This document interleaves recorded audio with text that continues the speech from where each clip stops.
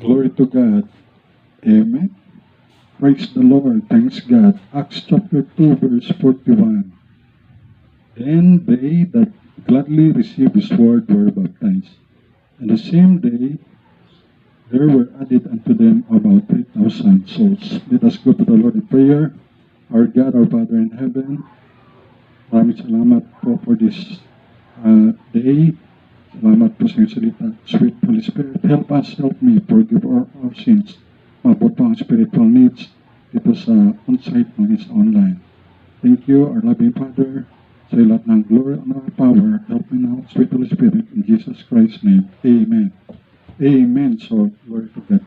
Ang title na yan ay, They Gladly Receive His Word. They gladly receive His Word. Ito ay positive response ng mga tao noon sa preaching ni Apostle Peter about the crucified Christ. Sa verse 36, sabi po dito, Therefore let all the house of Israel know assuredly that God hath made that same Jesus whom we have crucified, both Lord and Christ. Ito ay about sa preaching rin ni Apostle Peter about the death, burial, and resurrection of our Lord Jesus Christ. Preaching of good news or the gospel, preaching of the gospels. Also about repentance and baptism sa verse 38. Sa verse 38, Then Peter said unto them, Repent and be baptized, every one of you, in the name of Jesus Christ, for the remission of sins, and ye shall receive the gift of the Holy Ghost, or the Holy Spirit.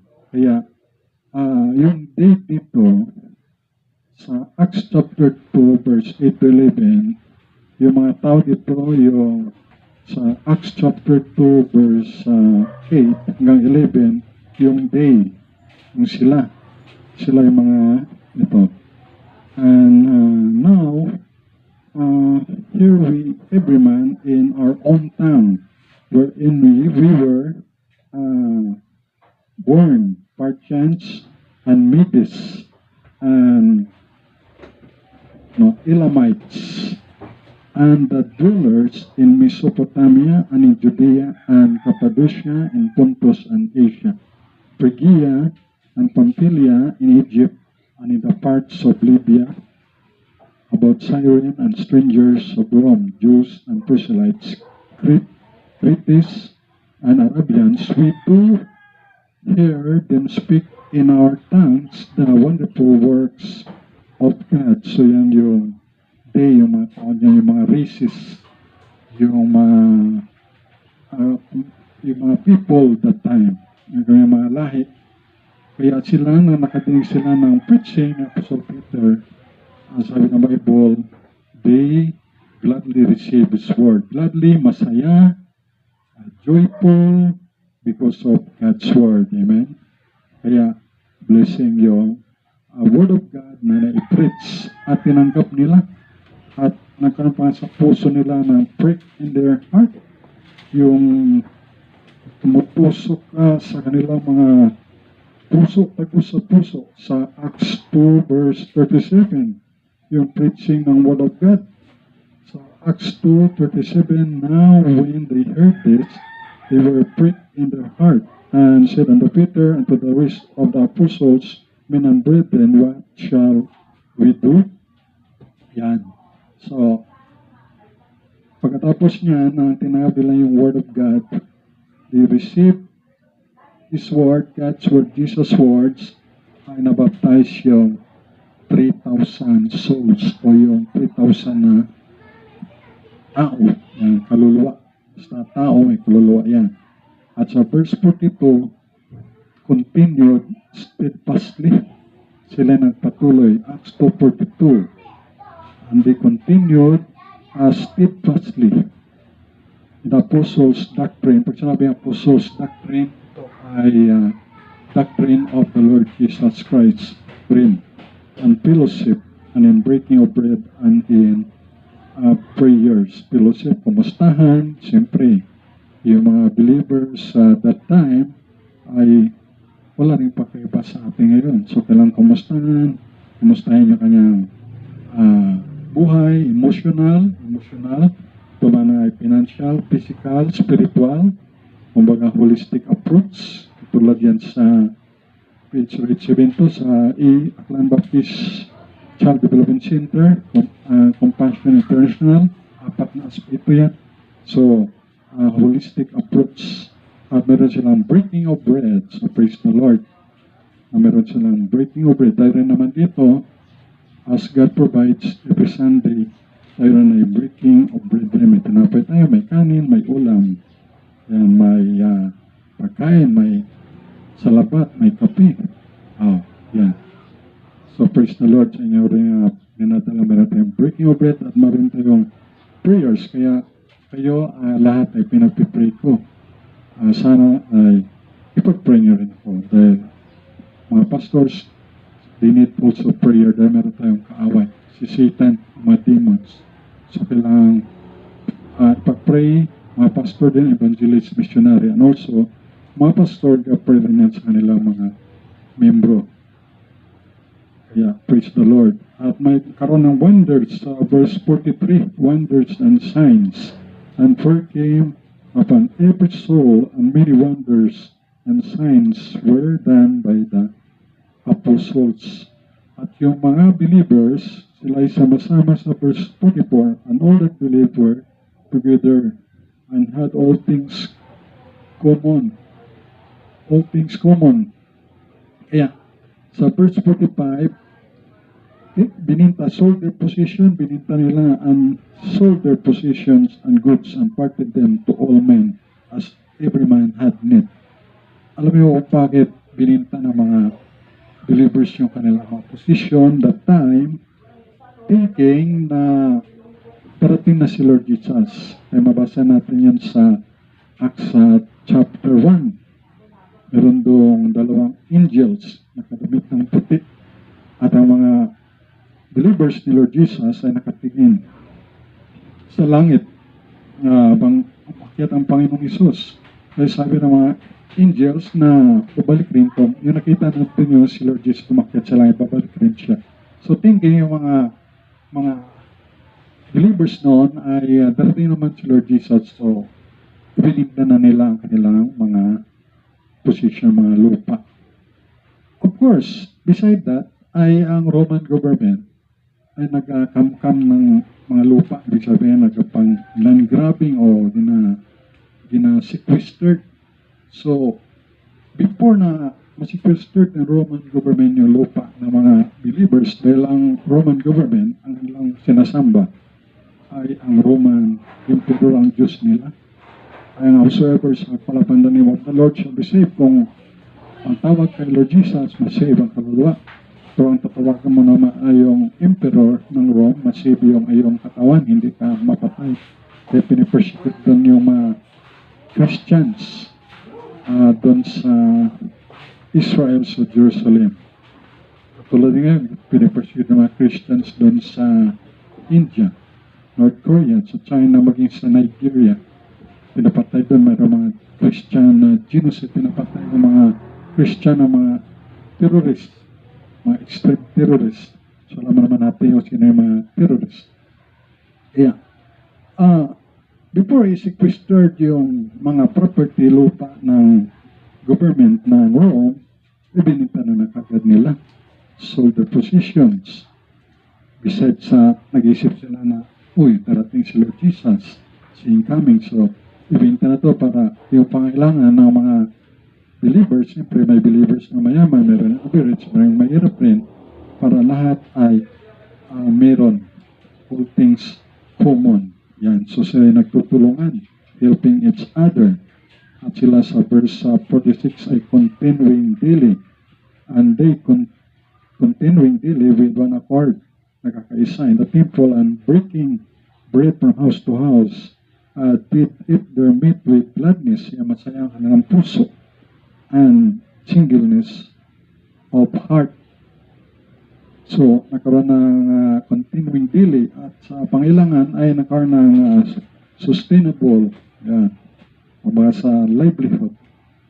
Kailangan masustain rin ang mga, sa ating time ngayon, mga livelihood ay na yung sari-sari store, naging sira-sira store, naging sira, nagsara na. So, hindi pa sustain. So, ganun, sustainable. Ganun sa spiritual. Continue dili masustain yung ating buhay Kristiyano sa paglilingkod sa Panginoon na tayo ay diligently, consistently, na ay continuing, nagpapatuloy, masustain natin. Ay sila'y nasa templo, pero naman ay nasa house church lang. So, ipag-pray. Ang ipag-pray ay maraming pera. Kung sino noon ay binibenta ang posisyon, ngayon naman ay bumibili ng that property. Siyempre para mapatayo na church building for God's glory at for convenience at pagkag-gather pa ng mga believers at mga unsaved na madala sa paanan ng Panginoong Yesus. So, in the temple, sila ay nandun. Sabi na Bible, continuing daily with one accord in the temple and breaking bread from house to house, did eat their meat with gladness and singleness of heart. Sa verse 47, sila ay praising God. Praising God, so hallelujah, praise the Lord, hallelujah. And people, sa mga tao, and having people with all the people, and the Lord added to the church daily such as should be saved. So, praise the Lord, nasisave sila. Siyempre, ma-save through repentance toward God and faith toward the Lord Jesus Christ. Ma-save through, by grace, through faith to the Lord Jesus Christ. They gladly receive His word. So tayo rin naman, tayo ay we gladly receive God's word. We gladly receive the word of the Lord Jesus Christ. And then ito, i-share din with others. Share din natin sa iba para maging masaya, maging gladly, maging joyful din sila. Masave sila by the grace of God through faith kay Lord Jesus Christ. For by grace, we are saved through faith to the Lord Jesus Christ. And they said, believe in the Lord Jesus Christ and thou shalt be saved. Acts 16:31. So pag tinagam na yung mensahe na yan ng Panginoon, so sila ay gladly receive His word also. So hindi lang dapat sila noon, Apostle Peter, mga disciples, apostles, at hindi lamang tayo sa ngayon, kundi gusto ng Diyos ay lahat. Kaya nga, gusto ng Diyos ay ang tao ay lahat magkaroon ng repentance. Yung ang sulat yan sa book of 1 Peter, 2 Peter na walang gusto ang Diyos na mapahamak. Kundi gusto niya lahat ng tao ay come to repentance para lahat ay tayong lahat ay masaya. All gladly receive His word. Amen? Glory to God. God bless us all. Now let's pray. Lord God, our Father in heaven, salamat po sa iyong salita. Thank you, our loving Father, na noong unang panahon pa man, Ama, tayo namumuhay rin ang sarili, sa sarili lamang, walang direksyon, ibang Diyos, pero napakinggan nila yung Word of God na preached by Apostle Peter, pricked in their heart, and they received God's Word, at sila po ay nagpabaptize. At salamat, even in our time, Lord, kami din po ay masaya na tumanggap sa inyong salita. Kami nagsunod sa water baptism. I-bless mo nyo decision na magsunod sa water baptism this coming Sunday. At yung iba rin, Panginoon, thank you, Heavenly Father, na desire mo ay lahat ng tao ay mas maligtas at tulungan niyo kami na maging kabahagi na yung kalooban at para yung iba rin ay marinig ng iyong salita, use us as your instrument by your grace at para sila rin ay matulad din sa mga tao ng unang panahon sa Book of Acts chapter 2, they gladly receive this word. Matulad din namin, Panginoon, at yung iba rin mga kaluluwa mga tao ay they will gladly receive your word, Lord Jesus. So by faith, they will repent of their sins and they receive you by faith in their life, in their heart, as personal Lord and Savior, and they will trust you, Lord Jesus, to be their Lord and Savior of their heart, of their life, of their souls. Thank you, Heavenly Father. Sa iyo po ang lahat na pasalamat, glory, honor, and power. Forgive our shortcomings. Thank you for cleansing our heart, for the forgiveness. Thank you for forgiveness of our sins. Forgive our shortcoming, our sins, and thank you for the forgiveness of our sins. Thank you for loving us, we love you. Bless every one of us, Heavenly Father, nag-represent ng bawat isa dito na family, even our friends in Facebook and YouTube.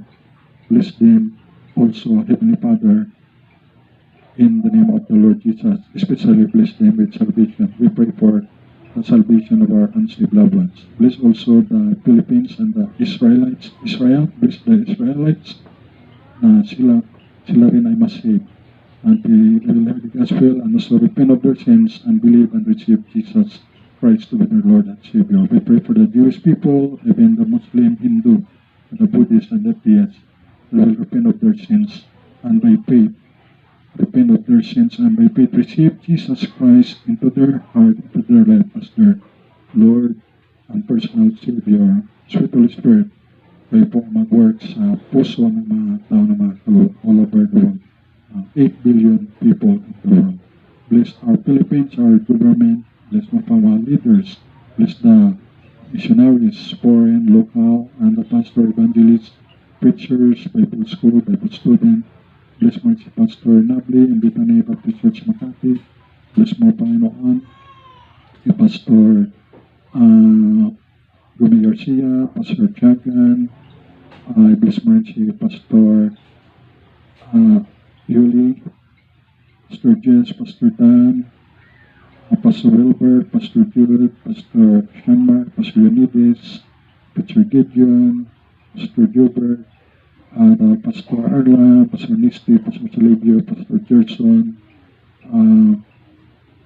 especially si Pastor Nabli, plaan mo siya Panginoon ang Bethany Makati, with the ABC family. I-bless mo at mga hindi ko nabanggit. Bless everyone of us. Thank you for loving us. We love you. Sa iyo lahat ng glory and power, forgive our sins, shortcoming. Bless our Facebook friends and YouTube subscriber. Bless them also. And I pray, Lord, for their salvation also, that they will also have a personal relationship with the Lord Jesus Christ as their personal Lord Savior. Bless every one of us in Jesus Christ's name. Thank you for amen and amen. Praise the Lord. Glory to God.